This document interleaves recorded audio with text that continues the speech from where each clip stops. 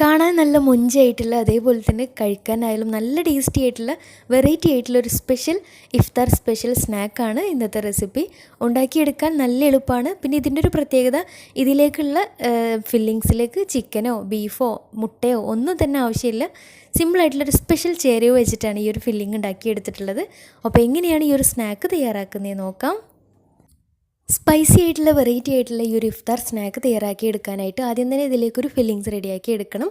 അപ്പോൾ അതിന് വേണ്ടിയിട്ട് ഒരു നോൺ സ്റ്റിക്കിൻ്റെ പാൻ സ്റ്റൗവിൽ വെച്ചിട്ട് അതിലേക്ക് 1.5 ടേബിൾ സ്പൂൺ വെളിച്ചെണ്ണ ഒഴിച്ചു കൊടുക്കാം.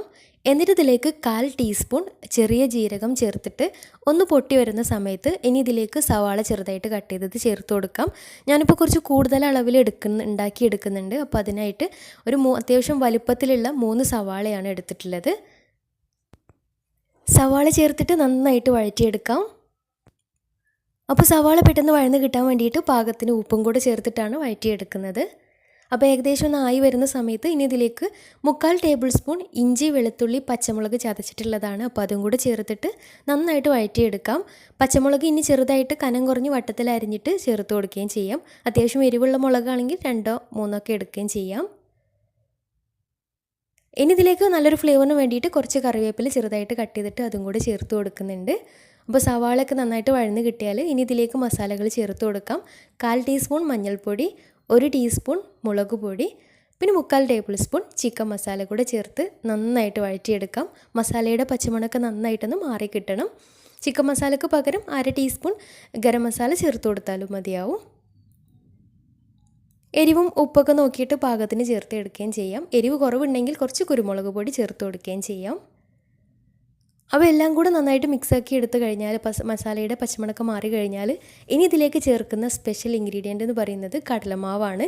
ഞാനിപ്പോൾ ഫസ്റ്റ് 1 ടേബിൾ സ്പൂൺ കടലപ്പൊടി ഇതിലേക്ക് ചേർത്തിട്ട് ഒന്ന് മിക്സാക്കി എടുത്തതിന് ശേഷം 1 ടേബിൾ സ്പൂണും കൂടെ ചേർത്ത് കൊടുക്കുന്നുണ്ട്. അപ്പോൾ മൊത്തം 3 ടേബിൾ സ്പൂൺ കടലപ്പൊടിയാണ് ഇതിലേക്ക് ചേർത്തിട്ട് മിക്സാക്കി എടുത്തിട്ടുള്ളത്. അപ്പോൾ ഓരോ സ്പൂണായിട്ട് ചേർത്തിട്ട് മിക്സാക്കി എടുത്തിട്ട് പാകത്തിന് ചെയ്തെടുക്കാം. അപ്പോൾ ഈ ഒരു കടലമാവിൻ്റെ ഈ ഒരു ഫില്ലിംഗ് എന്ന് പറയുന്നത് ഒരു പ്രത്യേക ടേസ്റ്റ് ഉണ്ട് കേട്ടോ. നമുക്കിതിലേക്ക് ചിക്കനോ മുട്ടയോ ബീഫോ ഒന്നും തന്നെ ആവശ്യമില്ല. ഇതുപോലെ ചെയ്തെടുത്താൽ തന്നെ നല്ല ടേസ്റ്റ് ഉണ്ട്. അവസാനം ഇതിലേക്ക് കുറച്ച് മല്ലിയില, കുറച്ച് കൂടുതൽ അളവിൽ തന്നെ മല്ലിയില നന്നായിട്ട് കഴുകി വൃത്തിയാക്കിയിട്ട് ചെറുതായിട്ട് കട്ട് ചെയ്തിട്ട് മിക്സാക്കി എടുക്കാം. അപ്പോൾ ഇത്രയേ ഉള്ളൂ, നമ്മുടെ ഫില്ലിങ്സ് റെഡി ആയിട്ടുണ്ട്. ഇനി ഒരു ബാറ്റർ റെഡിയാക്കി എടുക്കണം. അപ്പോൾ അതിന് വേണ്ടിയിട്ട് ഒരു മിക്സിയുടെ ജാറിലേക്ക് 2 കപ്പ് വെള്ളം ഒഴിച്ചു കൊടുക്കാം. ഇനി ഇതിലേക്ക് 2 കപ്പ് മൈദ കൂടെ ചേർത്ത് കൊടുക്കുന്നുണ്ട്. ഞാൻ പറഞ്ഞല്ലോ കുറച്ച് കൂടുതൽ അളവിൽ ഉണ്ടാക്കിയെടുക്കുന്നുണ്ട്. അപ്പോൾ നിങ്ങൾ ഉണ്ടാക്കുന്ന സമയത്ത് ഇതിൻ്റെ പകുതിയൊക്കെ എടുത്താൽ മതിയാവും. ഇനി ദോശയായിട്ടാണ് ചുട്ടെടുക്കുന്നത്. അപ്പോൾ നല്ല സോഫ്റ്റ് ഉണ്ടാവാൻ വേണ്ടിയിട്ട് ഒരു കോഴിമുട്ട കൂടെ ചേർത്ത് കൊടുത്തിട്ടുണ്ട്. പാകത്തിന് ഉപ്പും ചേർത്ത് നന്നായിട്ട് അടിച്ചെടുക്കാം. മുട്ട ചേർക്കണം നിർബന്ധമില്ല കേട്ടോ. നല്ലൊരു സോഫ്റ്റ് ഉണ്ടാവാൻ വേണ്ടിയിട്ട് ചെയ്തെടുത്തോന്ന് മാത്രം. അപ്പോൾ അത്യാവശ്യം ലൂസിലുള്ള ബാറ്ററാണ് കേട്ടോ വേണ്ടത്. ഒരുപാട് അങ്ങോട്ട് കട്ടിയായി പോകണ്ട. ഞാനിതിലേക്ക് ഒരു 3/4 കപ്പ് വെള്ളം കൂടെ ചേർത്തിട്ട് മാവൊന്ന് ലൂസാക്കി എടുത്തിട്ടുണ്ടായിരുന്നു. ഇനി ദോശ ഓരോന്നായിട്ട് ചുട്ട് തുടങ്ങാം. അപ്പോൾ അതിന് വേണ്ടിയിട്ട് ഒരു നോൺ സ്റ്റിക്കിൻ്റെ പാൻ സ്റ്റൗവിൽ വെച്ചിട്ട് ചൂടായി വരുന്ന സമയത്ത് അതിലേക്ക് ഞാനിപ്പോൾ 1.5 തവി മാവായിട്ട് ഒഴിച്ചിട്ട് ഇതുപോലെ ഒന്ന് ചുറ്റിച്ചിട്ട് ദോശയായിട്ട് ചുട്ടെടുക്കാം. ഒരു ഭാഗം ആയി കഴിഞ്ഞാലും മറിച്ചിട്ട് കൊടുക്കാം. ദോശ ചുട്ടെടുക്കുന്ന സമയത്ത് 2 ഭാഗവും അത്യാവശ്യം നല്ല കളറൊക്കെ മാറ്റിയെടുക്കണം എന്നുണ്ടെങ്കിൽ അങ്ങനെ ചെയ്യാം കേട്ടോ. ഞാനിപ്പോൾ കുറച്ച് സോഫ്റ്റ് ആയിട്ട് തന്നെയാണ് ചുട്ടെടുത്തിട്ടുള്ളത്. ഇനി ഇതിൻ്റെ സെൻറ്ററിലേക്കായിട്ട് നമ്മൾ നേരത്തെ റെഡിയാക്കി വെച്ചിട്ടുള്ള ഫില്ലിങ്സ് വെച്ച് കൊടുക്കാം. എന്നിട്ട് ഇതുപോലെ 2 ഭാഗവും ഒന്ന് മടക്കി കൊടുത്തിട്ട് ഇനി ഇതൊന്ന് റോൾ ചെയ്തെടുക്കണം. ചൂടോട് കൂടി തന്നെ ചെയ്തെടുക്കുകയാണെന്നുണ്ടെങ്കിൽ പെട്ടെന്ന് ഒട്ടി കിട്ടും കേട്ടോ. അപ്പോൾ ഈ ഒരു സമയത്ത് തന്നെ അടുത്ത ദോശ ചുടാൻ വേണ്ടിയിട്ട് വെച്ചിട്ടുണ്ട്. വെന്ത് വരുന്ന സമയം കൊണ്ട് നമുക്ക് ഇതൊന്ന് ചുറ്റിച്ചെടുക്കാം. ഇതുപോലെ ചുറ്റിയെടുത്താൽ പെട്ടെന്ന് ഒട്ടി കിട്ടും കേട്ടോ. നല്ല എളുപ്പമായിട്ട് ചെയ്തെടുക്കുകയും ചെയ്യാം. ഒരു പ്ലേറ്റിലേക്ക് മാറ്റിയിട്ട് ഇതുപോലെ റോൾ ചെയ്തെടുത്താൽ മതിയാവും. അപ്പോൾ എല്ലാതും ഇതേപോലെ ചെയ്തെടുത്ത് കഴിഞ്ഞാൽ ഇനി ഒരു പാത്രത്തിൽ കുറച്ച് മൈദയും കുറച്ച് വെള്ളം ഒഴിച്ചിട്ട് ലൂസാക്കിയിട്ട് ചെറിയൊരു കട്ടിക്ക്, ഒരുപാട് ലൂസായിട്ട് പോകണ്ട, ഒരുപാട് കട്ടിയിട്ടും പോകണ്ട, ബാറ്ററാക്കി മാറ്റി വെച്ചിട്ടുണ്ട്. കൂടെ തന്നെ ഒരു പാത്രത്തിൽ കുറച്ച് ബ്രെഡ് ക്രംസും എടുത്ത് വെച്ചിട്ടുണ്ട്. ഇനി നമ്മൾ റെഡിയാക്കി വെച്ചിട്ടുള്ള ഓരോ സ്നാക്കിൻ്റെയും 2 എൻഡ് ഭാഗവും ഇതുപോലെ ഈ ഒരു മൈദയുടെ ബാറ്ററിലൊന്ന് മുക്കി കൊടുക്കാം. എന്നിട്ട് 2 ഭാഗവും ബ്രെഡ് ക്രംസിലൊന്ന് കവർ ചെയ്തെടുക്കുന്നുണ്ട്. ഇത് നിർബന്ധമൊന്നുമില്ല കേട്ടോ. നേരിട്ട് ചെയ്തെടുക്കാം, നേരിട്ട് ഫ്രൈ ചെയ്തെടുക്കാം. കാണാനൊരു ഭംഗിക്കും ആ ഒരു സൈഡ് ഭാഗം ഒന്നും കൂടെ മൊരിഞ്ഞിട്ട് കിട്ടുമ്പോൾ ഒരു പ്രത്യേക ടേസ്റ്റും ഉണ്ട് കേട്ടോ. അപ്പോൾ അതിന് വേണ്ടിയിട്ട് ചെയ്തോന്ന് മാത്രം. ഒന്ന് വെറൈറ്റി ആയിട്ട് ചെയ്തിട്ടുള്ളതാണ്. ഇനിയൊരു പാനിൽ കുറച്ച് ഓയിൽ ഒഴിച്ച് കൊടുത്തിട്ട് എണ്ണ നന്നായിട്ട് ചൂടായി വരുന്ന സമയത്ത് അതിലേക്ക് കുറച്ച് കറിവേപ്പില ചേർത്ത് കൊടുത്തിട്ടുണ്ട്.